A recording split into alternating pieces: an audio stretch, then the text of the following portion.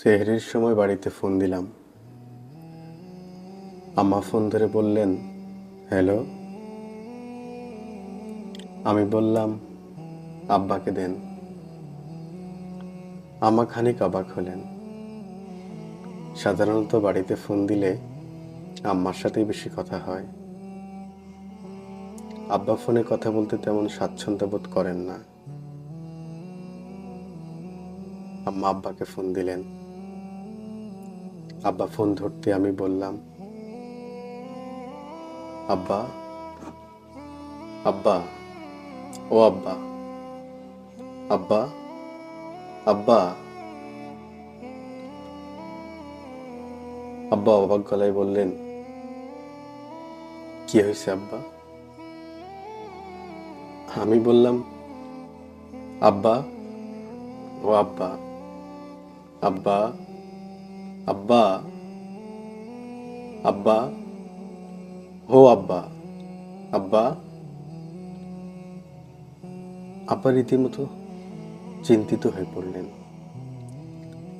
তিনি বিভ্রান্ত গলায় বললেন, কি হয়েছে আব্বা?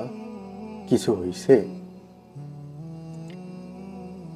আমি আবারও বললাম, ও আব্বা, আব্বা, আব্বা, আব্বা, আব্বা, ও আব্বা। আব্বা বললেন, আব্বা কি হয়েছে?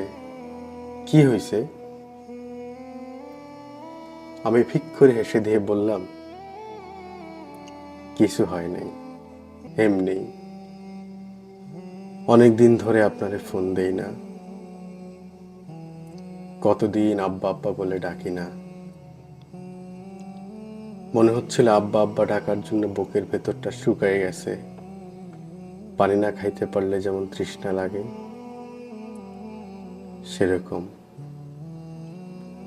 গলা শুকিয়ে গেছে, কেমন খাকা লাগতেছিল বুকের মধ্যে। এজন্য তৃষ্ণা মিটাইলাম। আব্বা, আব্বা, ও আব্বা, আব্বা, আব্বা। আমি ফোন রেখে দিলাম। খানিক বাদে আম্মা ফোন দিয়ে গম্ভীর গলায় বললেন, তুই তোর আব্বারে কি বলছস? আমি বললাম, কেন, কি হয়েছে?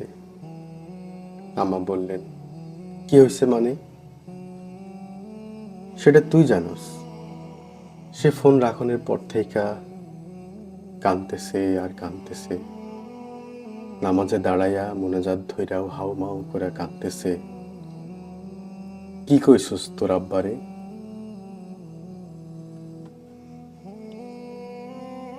কি বলছি আমি?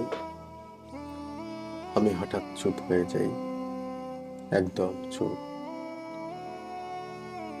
আম্মার প্রশ্নের কোনো জবাব দেই না, চুপ করে বসে থাকি, নিঃশব্দ।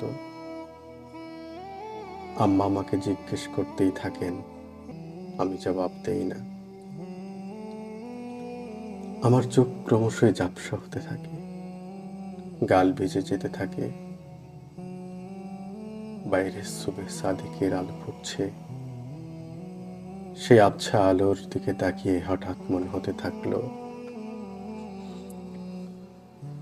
আব্বা কাঁদুক, কাঁদুক, কাঁদুক তার পুত্র।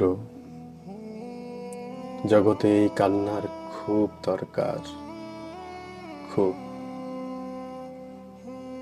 খুব। অস্থির সময়ে অজস্র কষ্ট, বেদনা, শঙ্কা, হাহাকার, ঘৃণা, মৃত্যু, জিঘাংসার কান্নায় ক্রমশই ডুবে যেতে থাকা জগতের এমন গভীরতম অনুভূতির তীব্র কান্না, এমন অপার ভালোবাসায় ডুবে থাকার বিশুদ্ধতম কান্না খুব দরকার, খুব দরকার।